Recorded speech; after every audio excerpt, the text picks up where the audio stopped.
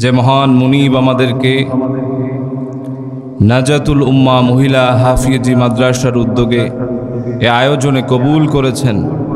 আসুন সে মুনিবের শুকরিয়া তান কালিমাতুশ শুকুর পড়ছি। পড়ুন আলহামদুলিল্লাহ। আমার সাথে পড়ুন রব্বানা লাকাল হামদ হামদান কাসীরান তাইয়িবান মুবারাকান ফি ইয়া রব্বি লাকাল হামদু কামা ইয়ানবাগি লিজালালি ওয়াজহিকা ওয়া লিআযীমি সুলতানিকা। লক্ষ কোটি এর চাইতে অগণিত বেশি দরুদ ও তাসলিম প্রেরণ করছি সাইয়্যিদুনা ওয়া শাফিউনা ওয়া হাবিবুনা মুহাম্মদ পড়ুন সাল্লাল্লাহু আলাইহি ওয়া আলিহি ওয়া সাল্লামার উপরে। সম্মানিত হাজিরিন, এটা যেহেতু কোরআনের একটি আয়োজন এবং হামিলুল কোরআন হাফিজুল কোরআনদের একটি আয়োজন, তাই আপনাদেরকে কোরআনের উপরে কিছু কথা আমি অল্প সময় শোনানোর চেষ্টা করব। যদি আমার মুনিব আল্লাহ রাব্বুল আলামিন কথাগুলো বলার তৌফিক দান করুন বিমাশিয়াতিল্লাহ বিইজনিল্লাহ বিফদলিল্লাহ পড়ুন আল্লাহুম্মা আমিন। আপনারা কোরআন থেকে কথা শুনতে চান? কোরআন থেকে কথা শুনলে মোটা দাগে কম হলেও 5টা আল্লাহ রাব্বুল আলামিন আমাদেরকে নিয়ামত দিবেন। পড়েন সুবহানাল্লাহ। আল্লাহ রাব্বুল আলামিন বলেন, যে গোলামগুলো কোরআনের মাহফিলে বসে যায় আল্লাহ রাব্বুল আলামিনের তারা প্রিয়, তারা হেদায়েত প্রাপ্ত, আর তারাই হচ্ছে সফল কাম। পড়েন সুবহানাল্লাহ। আল্লাহ রাব্বুল আলামিন বলেন, কুল ইন্নাল্লাহা ইউযিল্লু মান ইয়াশা ওয়া ইয়াহদি ইলাইহি মান আনাব। চিল্লায় পড়েন সুবহানাল্লাহ। আমার আল্লাহ রাব্বুল আলামিন ডেকে বলেন, যারা কোরআনের মাহফিলে বসে যায় আমার আল্লাহ রাব্বুল আলামিন তাদেরকে হেদায়েত লাভে ধন্য করেন। আল্লাহ রাব্বুল আলামিন ডেকে বলেন, ও হাবিব মুহাম্মদ সাল্লাল্লাহু আলাইহি ওয়াসাল্লাম আপনি বলে দেন, আল্লাহ যাকে চান পথভ্রষ্ট করেন। যে ব্যক্তি বিনয় নিয়ে হেদায়েতের দিকে অগ্রসর হয়, কোরআনের দিকে জিকিরের দিকে আসে, ওই গোলামদেরকে আমি ধন্য করে দেই হেদায়েতে। পড়েন সুবহানাল্লাহ। 1 নম্বর পুরস্কার পেলেন আপনি আমি হেদায়েত প্রাপ্ত। পড়েন সুবহানাল্লাহ। 2 নম্বর হচ্ছে, কোনো ব্যক্তি যদি কোরআনের মজলায় বসে তিনি কোরআনের গাইডলাইনকে ফলো করে জীবন গঠন করতে পারেন, 1টা সেকেন্ডের জন্য জাহান্নামে পড়তে হবে না, ওই ব্যক্তিকে আল্লাহ পাক সোজা জান্নাতে পৌঁছায় দিবেন। পড়েন সুবহানাল্লাহ। প্যারা নবীজি আমার মুহাম্মদ সাল্লাল্লাহু আলাইহি ওয়াসাল্লাম ইরশাদ করেছেন, মান জাআলাল কুরআনা আমামাহু কাদাহু ইলাল জান্নাহ। যে বা যারা কোরআনকে নেতা বানাবে, কোরআনের নেতৃত্ব অনুশাসন অনুকরণে জীবন গঠন করবে, হালাল যা হালাল বলে তা গ্রহণ করবে, যেগুলো নিষেধ করে তা বর্জন করবে, এ মাফিক জীবন গঠন করে কোরআনকে নেতা মানার কারণে কাল কিয়ামতের ময়দানে মুসিবতের দিনে কোরআন তাদের নেতা হয়ে নেতৃত্ব দিয়ে সোজা আল্লাহর জান্নাতে পৌঁছায় দিবে। 3 নম্বর পুরস্কার শুনেন। সহিহ আল বুখারীতে এসেছে, আল্লাহর প্যারা নবী মুহাম্মদ সাল্লাল্লাহু আলাইহি ওয়াসাল্লাম ইরশাদ করেছেন, যে ব্যক্তি কোরআনের মাহফিলে বসে যায় মধ্যবর্তী সময়ে আল্লাহ রাব্বুল আলামিন একদল ফেরেশতা নিযুক্ত করে দেন, যাদের কাজ হলো, ডিউটিটাই হলো, যখন কোনো ব্যক্তি জিকির আজকার এবং কোরআনুল কারীম তেলাওয়াত করে সেগুলো নোট করা। আপনারা যে এই মহিলা হিফজ মাদ্রাসার আয়োজনে এসেছেন, এই প্যান্ডেলও আল্লাহ পাক এক সময় ওই ফেরেশতাদেরকে পাঠায় দেন, তারা তাদের ডিউটি পালন করে আসমানে চলে যায়। আমার আল্লাহ পাক সব জানেন, তারপরও জিজ্ঞাসা করেন, ও গোলামেরা, ও ফেরেশতারা, তোমরা কোন জায়গা থেকে আসলে? তারা বলে, আল্লাহ এই অমুক জায়গায় আপনার কিছু গোলামেরা বান্দারা মিলে কোরআন শুনছে, জিকির করছে, আজকার করছে, ওই সবগুলো আমরা নোট করে নিয়েছি আল্লাহ, এইগুলো করার জন্য আমরা ডিউটি পালন করেছি। আমার আল্লাহ পাক বলেন, তাদের মনটা নরম কেন, চোখে পানি কেন? তারা আমি আল্লাহ পাকের কাছে কি চায়? আপনারা এই সন্ধ্যা থেকে পর্যন্ত যে আয়োজন শুনলেন, আপনি আমি প্রত্যেকেই জান্নাত চাই, ঠিক কিনা বলেন? আমার আল্লাহ রাব্বুল আলামিন বলেন ফাহাল রাআউহা, তারা আমার কাছে কি চায়? ফেরেশতারা প্রতি উত্তর করে বলেন আল্লাহ তারা আপনার জান্নাত চায়। আমার আল্লাহ রাব্বুল আলামিন জিজ্ঞাসা করেন ফেরেশতারা তারা কি আমার জান্নাত দেখেছে নাকি? ফেরেশতারা প্রতি উত্তর করে বলে আল্লাহ তারা তো আপনার জান্নাত দেখে নাই, তবু আপনাকে ভয় করে কোরআন হাদিসের কথা শুনে জান্নাত বিশ্বাস করেছে। আমার আল্লাহ রাব্বুল আলামিন ডাক দিয়া বলেন যারা আমাকে দেখলো না, জান্নাত দেখলো না, এরপরও আমি আল্লাহ রাব্বুল আলামিনের উপরে বিশ্বাস রাখে, জান্নাতের আশা করে, যাও ফেরেশতারা তোমরা সাক্ষী থাকো আমি আল্লাহ পাক তাদেরকে জান্নাত দান করে দিলাম।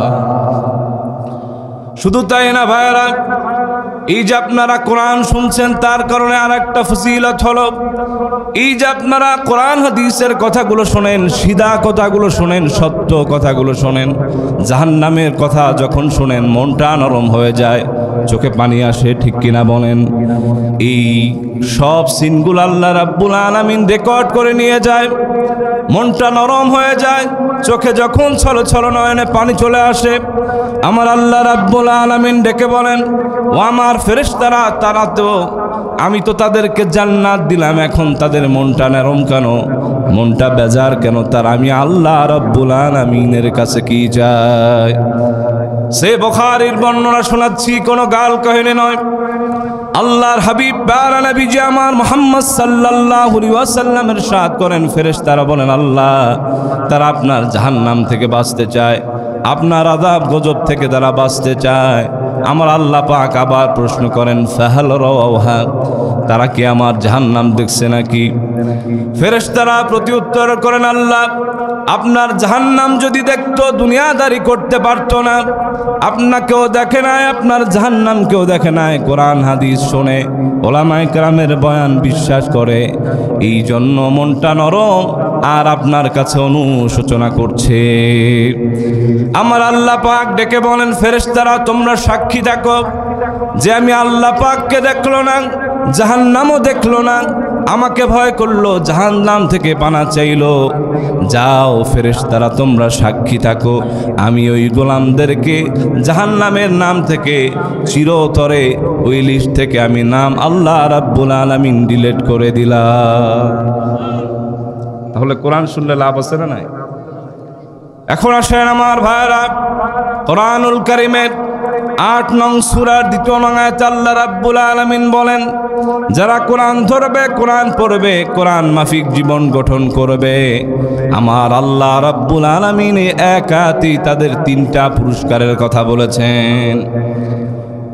তাহলে ৪ নম্বর পুরস্কার খেয়াল করেন, কোন ব্যক্তি যখন, কোন মুমিন যখন আল্লাহর জিকির তথা কোরআনুল কারীম ধরে পড়ে, আমার আল্লাহ রাব্বুল আলামিনের কোরআন ধরার কারণে সিধা সাপটা কথাগুলো, স্পষ্ট কথাগুলো, একদম নিখুঁত বয়ানগুলো যখন তাদের সামনে আসে, তাদের হৃদয় প্রকম্পিত হয়, আল্লাহ রাব্বুল আলামিন তাদেরকে স্বর্গীয় সুধা ঢেলে দেন আর তাদের ঈমান বাড়তে থাকে। আল্লাহর উপরে তাওয়াক্কুল করবার জন্য যা কিছু দরকার ওই ধরনের হিম্মত, কুওয়াত আমার আল্লাহ রাব্বুল আলামিন তাদের দান করে দেন।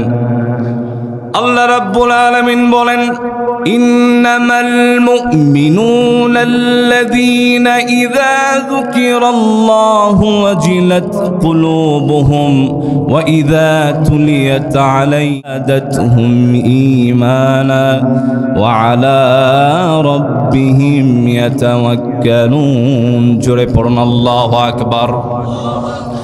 আল্লাহ রাব্বুল আলামিন বলেন আমার পিওর কিছু গোলামেরা, বিশ্বাসী বান্দারা যখন তাদের সামনে আল্লাহর জিকির তথা কোরআনুল কারীমের খোলাসা বয়ান হয়, হৃদয়টা প্রকম্পিত হয়ে যায়, আর আমি ওই হৃদয়ের মধ্যে আল্লাহ রাব্বুল আলামিন স্বর্গীয় সুখ আর শান্তি দিয়া সমৃদ্ধ করে দেয়। যে ব্যক্তি কোরআন ধরবে, আমার আল্লাহ রাব্বুল আলামিন তাকে স্বর্গীয় সুধা দান করবেন। তার বড় স্ট্যাটাস নাই, সম্মান নাই, হয়তোবা সমাজে তার তেমন কোনো দাম নাই, কিন্তু কোরআনের সঙ্গে সম্পর্ক থাকার কারণে তার হৃদয়ের মধ্যে আল্লাহ পাক কেমন প্রশান্তি দেন, ওইটা কোটি টাকা দিয়েও অর্জন করা সম্ভব নয়। আর যে ব্যক্তি কোরআন ধরবে না, কোরআন মাফিক জীবন গঠন করবে না, কোরআনের হালালকে গ্রহণ করবে না, ওই ব্যক্তি হাজার হাজার টাকার মালিক হতে পারে, অট্টালিকা বড় বড় থাকতে পারে, ব্যবসা বাণিজ্য মিল কারখানা সব হতে পারে, কিন্তু আল্লাহ রাব্বুল আলামিন বলেন তার জীবন থেকে আমি আল্লাহ পাক বারাকাত কেড়ে নিব।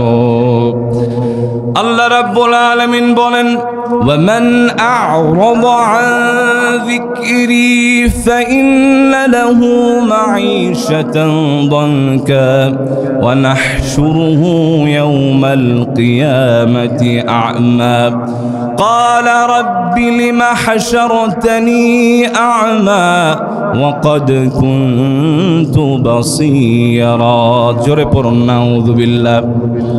যারা কোরআন ধরল না, কোরআন মাফিক জীবন গঠন করল না, কোরআনকে ত্যায্য করল, কোরআনকে সরায় দিল জীবন থেকে, কোরআন থেকে মুখ ঘুরায় নিল, আমার আল্লাহ রাব্বুল আলামিন বলেন কোরআন সরায় দেওয়ার কারণে আমি আল্লাহ রাব্বুল আলামিন ওই বান্দাদের জীবনকে সংকীর্ণ করে দেই।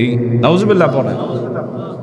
ওয়ামান আ'রাদা আন যিকরি ফাইন্না লাহু মাঈশাতান দনকার ব্যাখ্যায় মুফাসসির দুটি কথা বলেছেন। আমার আল্লাহ রাব্বুল আলামিন জীবন সংকীর্ণ করেন দুই ভাবে। এক হলো আল্লাহ পাক জীবন থেকে বারাকাত কেড়ে নেন, আর এই ব্যক্তির যখন মরণ হয়ে যাবে আলমে বারজাকে আল্লাহ রাব্বুল আলামিন কবরটা তার জন্য সংকীর্ণ করে দিবেন। পড়েন নাউযুবিল্লাহ। এখন প্রথম কথা আসেন, আল্লাহ রাব্বুল আলামিন বারাকাত কেমনে করবেন? আপনার হাজার হাজার টাকা ইনকাম মাসে রয়েছে, মিল ফ্যাক্টরি, কোনো অভাব নাই, কিন্তু আপনার পিছন থেকে রোগ ছাড়বে না। আপনি হাজার হাজার টাকা ইনকাম করেন, কিন্তু সুদ টানতে টানতে আপনার জীবন শেষ হয়ে যাবে, আর এই আসল টাকা কবে দিবেন এর কোনো গ্যারান্টি নাই। এই জন্য প্রিয় ভাইরা আমার, যে সময়টা, যে সমাজটা কোরআন দ্বারা সাজানো ছিল, সেই সমাজটা আল্লাহ রাব্বুল আলামিন এমন বারাকাত দিলেন, ওই বারাকাত কোনোদিন শেষ করার ছিল না। খলিফাদের সময় এমন ছিল, দ্বিতীয় ওমর যাকে বলা হয় তার সময় এমন ছিল। আল্লাহর কোরআনকে তারা ধরার কারণে, জীবনের জন্য দুস্তুর বানানোর কারণে, সংবিধান বানানোর কারণে এমন হয়ে গেল যাকাতের মাল কারে দিবে এমন কোনো দরিদ্র মানুষ খুঁজে পাওয়া যাচ্ছে না।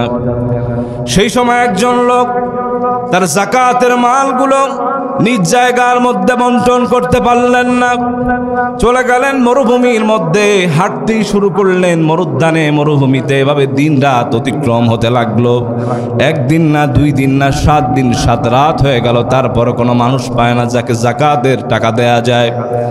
কিতাবের মধ্যে এসেছে সেই সময়টা এমন ছিল, একজন ব্যক্তি জীর্ণ শীর্ণ মানুষ, শরীরের পোশাকটা তেমন ভালো না, দেখতে মনে হয় যাকাতের মাল খেতে পারে।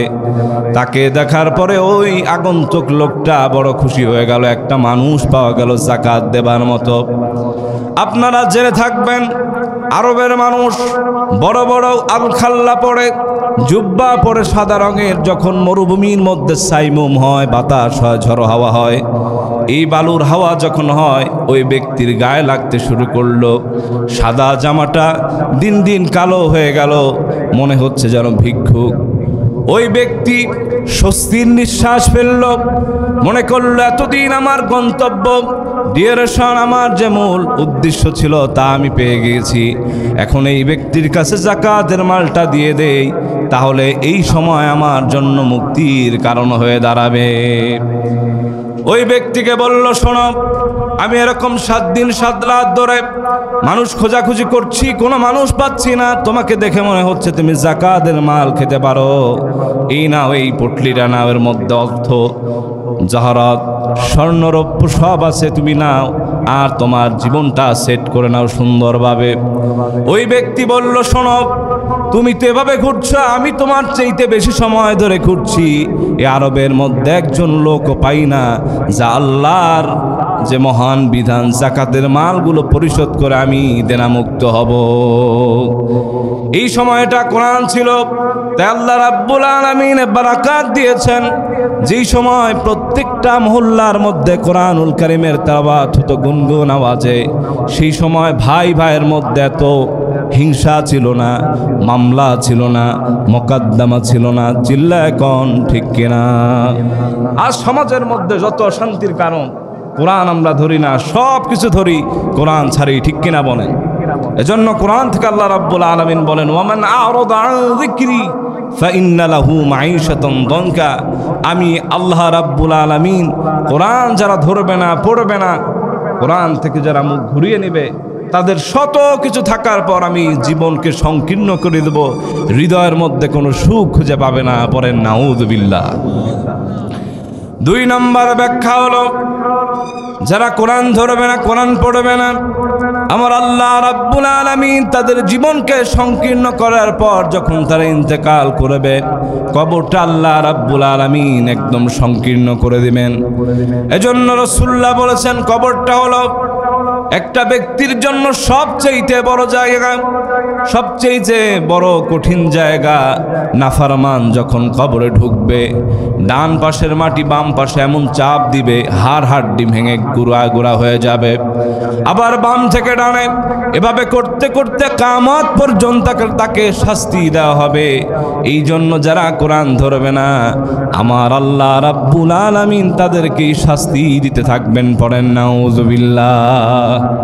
আর যারা কোরআন ধরবে, কোরআন পড়বে, আল্লাহ রাব্বুল আলামিনের তাদেরকে কবরে যখন রাখা হবে, কবর যখন তাদেরকে আযাব দিতে থাকবে, কোরআন তাদেরকে প্রোটেক্ট করবে, বাঁচায় নেবে। পড়েন সুবহানাল্লাহ। আজকেও আমি আমার মসজিদে তাফসীর করছিলাম সূরা মুলকের কয়েকটা ফজিলত আছে।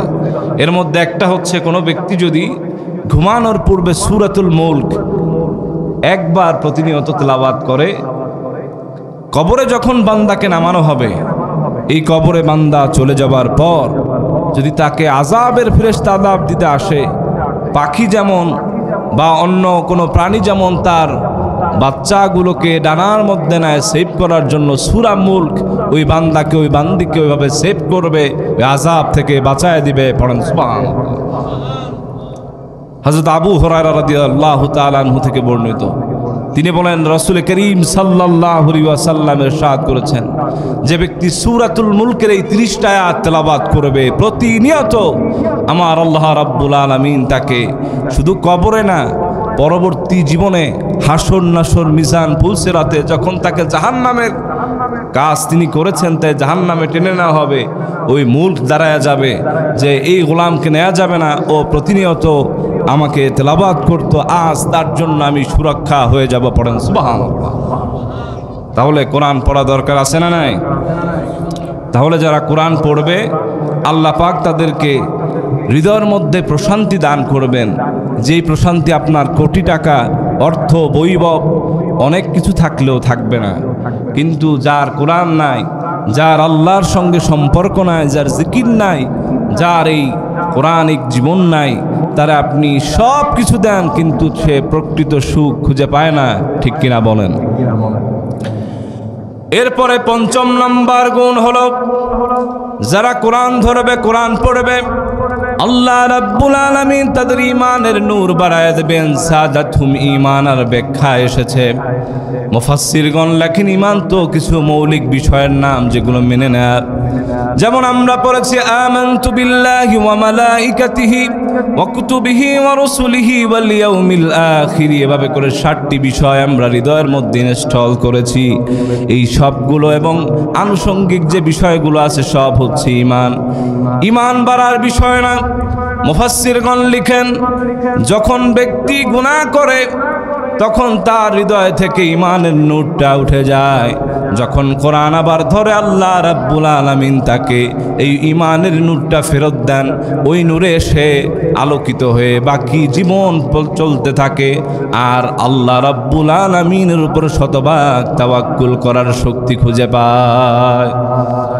এই জন্য আল্লাহ রাব্বুল আলামিন বলেন, তারপরে যারা কোরআন ধরবে, কোরআন মানবে, তাদের যে গুণ আল্লাহ রাব্বুল আলামিন দান করবেন। ওয়া আলা রাব্বিহিম ইয়াতাওয়াক্কালুন, আল্লাহর উপরে তাওয়াক্কুল করবার জন্য যে কোয়ালিটিটা দরকার, যে হিম্মত দরকার, যে শক্তি দরকার, কুওয়াত, ওগুলো আমার আল্লাহ রাব্বুল আলামিন কোরআন ধরার কারণে, পড়ার কারণে দান করে দিবেন। পড়েন সুবহানাল্লাহ। এই জন্য আল্লাহ রাব্বুল আলামিন বলেন, তারপরে যারা কোরআন ধরবে, কোরআন মানবে, তাদের যে গুণ আল্লাহ রাব্বুল আলামিন দান করবেন।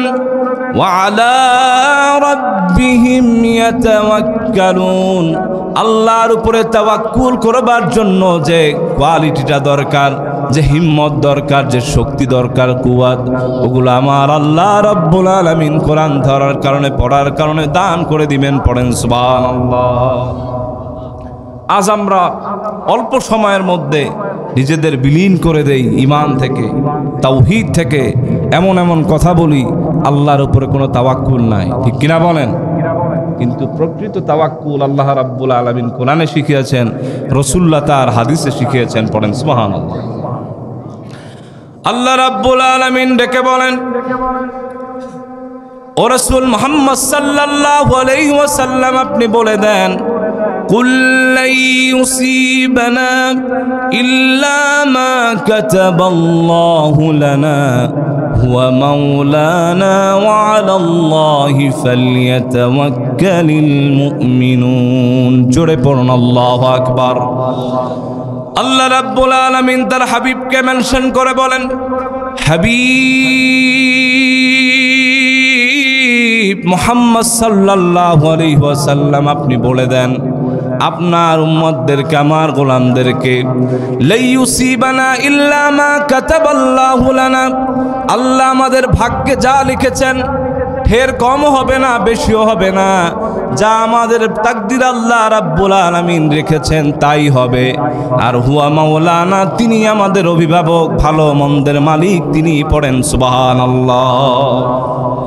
এই জন্য আমরা বলি, খাইরিহি ওয়া শাররিহি মিনাল্লাহি তাআলা, ভালো হোক মন্দ হোক কেউ দিতে পারে না, কোনো পীর দিতে পারে না, কোনো বুজুর্গ দিতে পারে না, কেউ দেয় না, জেনও দেয় না। ভালো আর মন্দের যিনি মালিক, যিনি এগুলো লিপিবদ্ধ করেছেন, তিনি হলেন আমার আল্লাহ। পড়েন সুবহানাল্লাহ। রাসূলুল্লাহ শিক্ষা দিয়েছেন, ও আমার উম্মতেরা, তোমরা আল্লাহর উপরে তাওয়াক্কুল করো। শুধু তাওয়াক্কুল না, শতভাগ তাওয়াক্কুল করো। আল্লাহ রাসূল সাল্লাল্লাহু আলাইহি ওয়াসাল্লাম মডেল হিসেবে আকাশে উড়ে যাওয়া পাখির কথা বলেছেন। পড়েন সুবহানাল্লাহ। আমাদের আল্লাহর উপর তাওয়াক্কুল আছে? বিপদে পড়লে বোঝা যায় আল্লাহর উপর তাওয়াক্কুল আছে না নাই? বলে আল্লাহই আমারে দেখে, আমার সব বিপদগুলো ঢেলে দিছে। নাউজুবিল্লাহ পড়বেন না? আবার আল্লাহর অনেক মানুষ গালি দেয় যে আল্লাহই দেখে, আর কোনো মানুষে দেখে না। আপনি আল্লাহরে গালি দিলেন মানে হচ্ছে বড় ধরনের একটা অপরাধ করলেন, ঠিক কিনা বলেন? আল্লাহরে গালি দেয়, সময়ের গালি দেয় যে এই সময়টা ভালো না, এগুলো করবেন না। জামানাকে গালি দেওয়া জায়েজ না, বুঝতেছেন?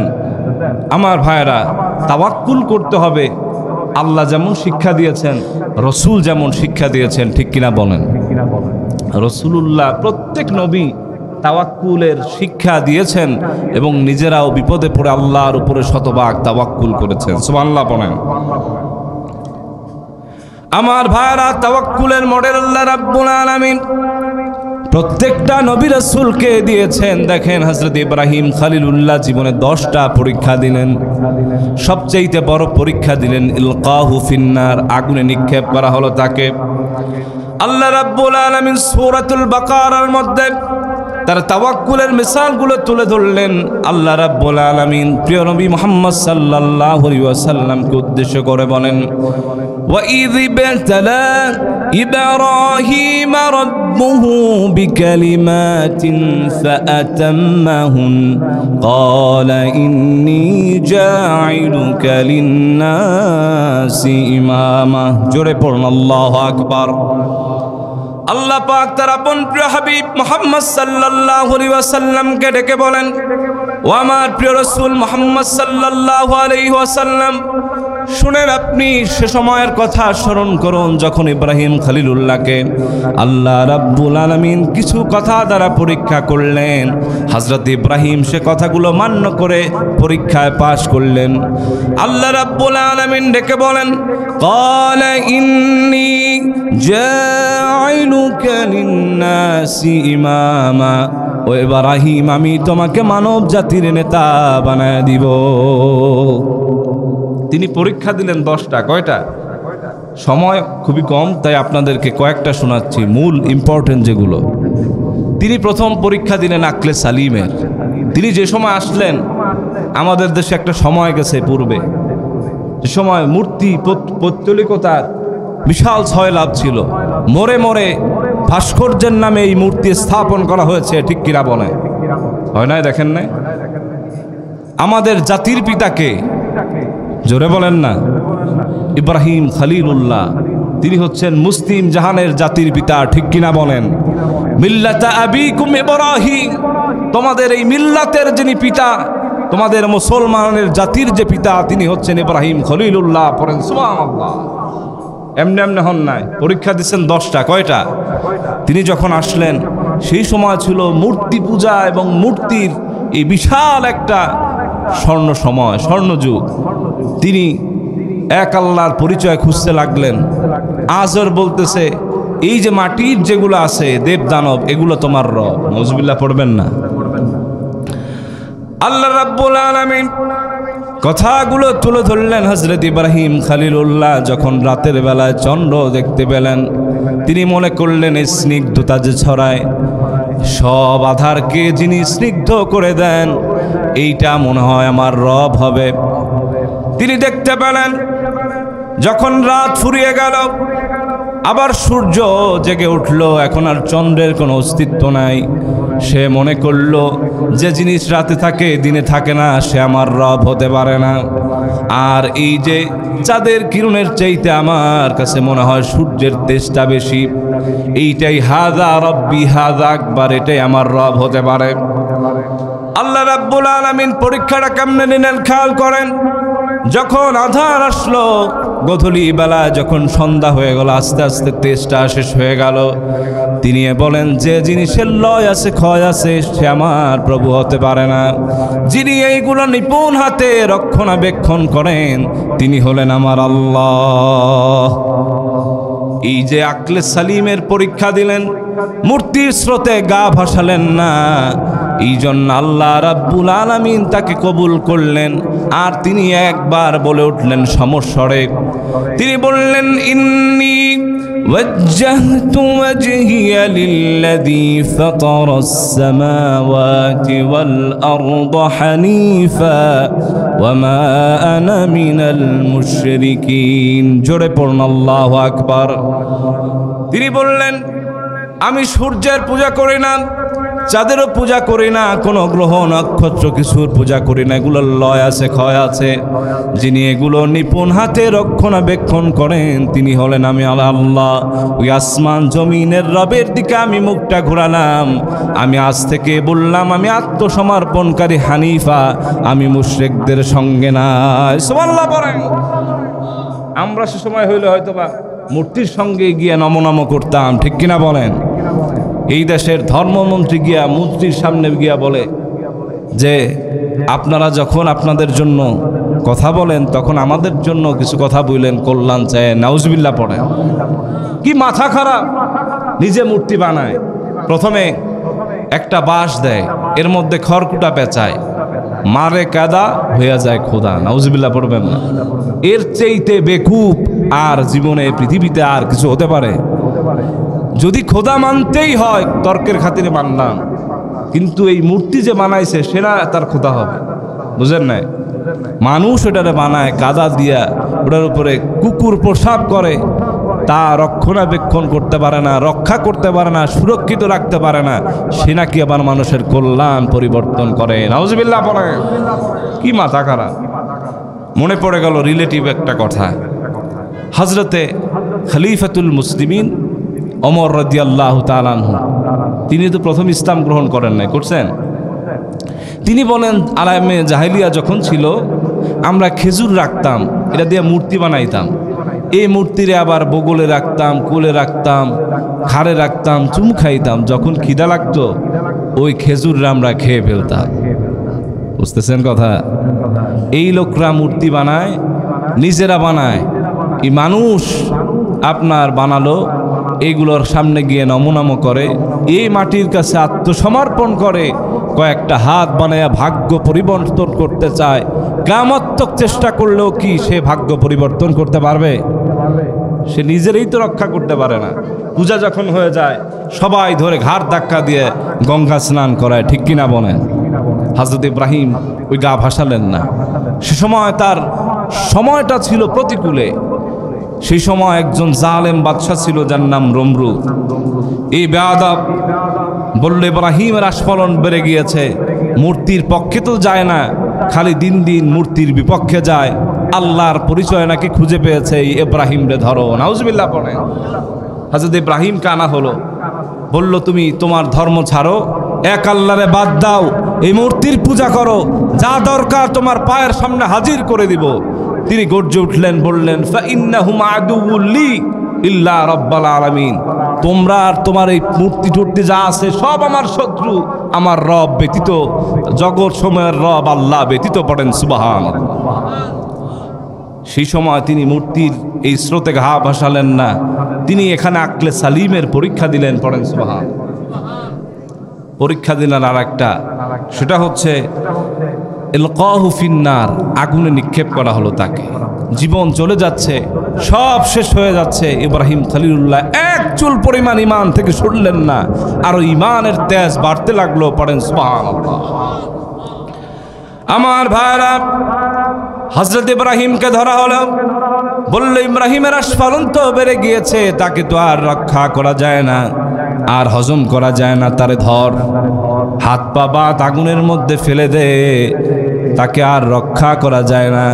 যদি এক ইব্রাহিম থাকে, ও আল্লাহর দাওয়াত দিয়ে সব মানুষ ওই দিকে ফেরাবে, আমরা এত মানুষ চেষ্টা করেও পারবো না তারে রক্ষা করতে। তারপর তাকে ধরা হলো, প্রচন্ড আগুন জ্বালানো হলো। হযরত ইব্রাহিমকে আগুনে ফেলে দিবে, কিন্তু আগুনের কুণ্ডলীর কাছে যেতে পারে না, আগুনের প্রচন্ড তেজ, দাউ দাউ করে জ্বলছে আগুন।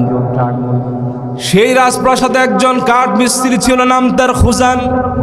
তিনি বলল, মনিব, আমি একটা আপনাকে ক্ষেপণাস্ত্র বানায় দেই, মানজানিক বা মিনজানিক, মাজানিক যার বহু বচন, একটা ক্ষেপণাস্ত্র বানায় দেই, আপনি এইটার মাথার মধ্যে হযরত ইব্রাহিমকে বাঁধেন, আর পিছন থেকে ফোর্স করেন, নির্ধারিত সময় জল্লাদ যদি রশি কেটে দেয়, হযরত ইব্রাহিম আর থাকবে না, ওই আগুনে ভস্ম হয়ে যাবে।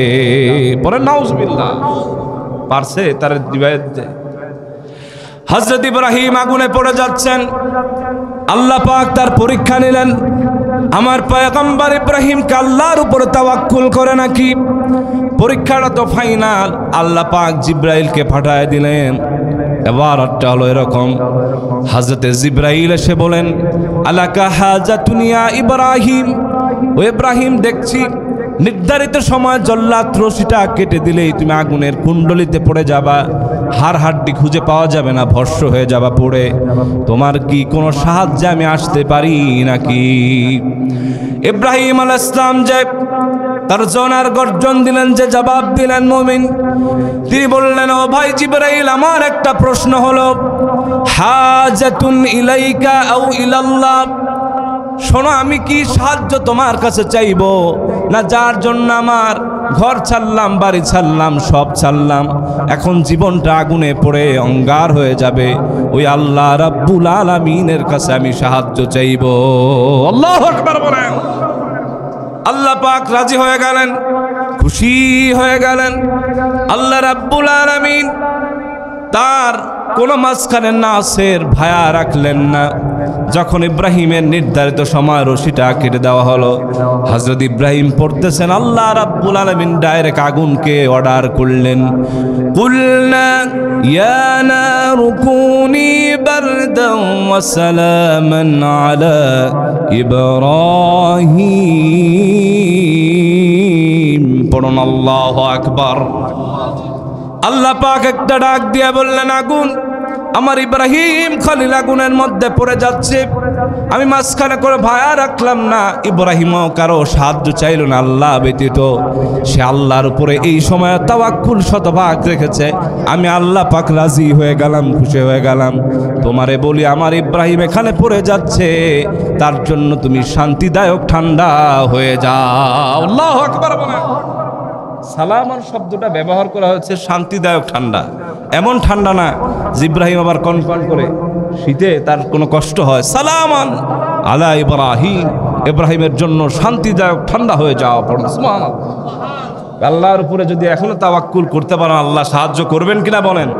হুয়া মাওলানা, তিনিই আমাদের অভিভাবক, ঠিক কিনা বলেন?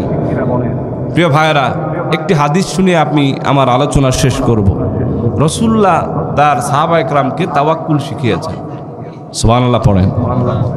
বিপদে আপদে মুসিবতে সুসময়ে দুসময়ে কার উপরে তাওয়াক্কুল করবেন? তাওয়াক্কুল শব্দটা সবাই নাও বুঝতে পারেন। ভরসা করবেন কার উপর? একটা আঙ্গুল, শাহাদাত আঙ্গুল আকাশের দিকে উঠায় বলেন, কার উপর তাওয়াক্কুল করবেন? আল্লাহর উপরে তাওয়াক্কুল করবেন, ঠিক কিনা বলেন?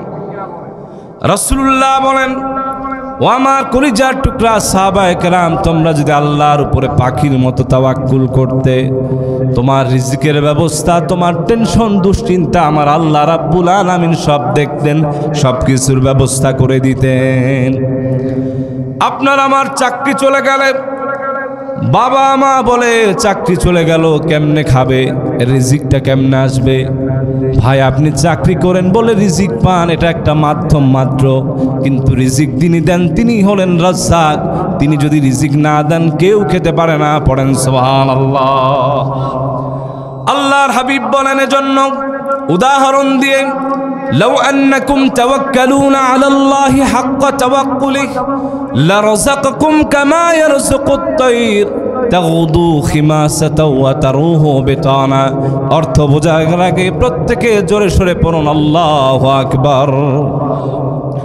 আল্লাহ পাক ডেকে বলেন, ও সাহাবায়ে কেরাম শোনো, আমি আল্লাহ রাব্বুল আলামিনের হাবিব বলছি, তোমরা যদি আল্লাহর উপরে পাখির মতো শতভাগ তাওয়াক্কুল করতে পারতে, আল্লাহকে রিজিক দাতা মনে করতে, সমস্যা সমাধান দাতা মনে করতে, সব কিছুর জায়গায় যদি আল্লাহর উপরে ভরসা রাখতে পারতে, পাখি কোনো চাকরি নাই, বাকরি নাই, ব্যবসা নাই, বাণিজ্য নাই, তার কোনো উপার্জনের মূল সোর্স নাই, তারপরে আল্লাহ রাব্বুল আলামিনের উপরে তাওয়াক্কুল করে সকাল বেলায় কিচিরমিচির আওয়াজ করে ডানা ঝাপটে উড়ে যায়।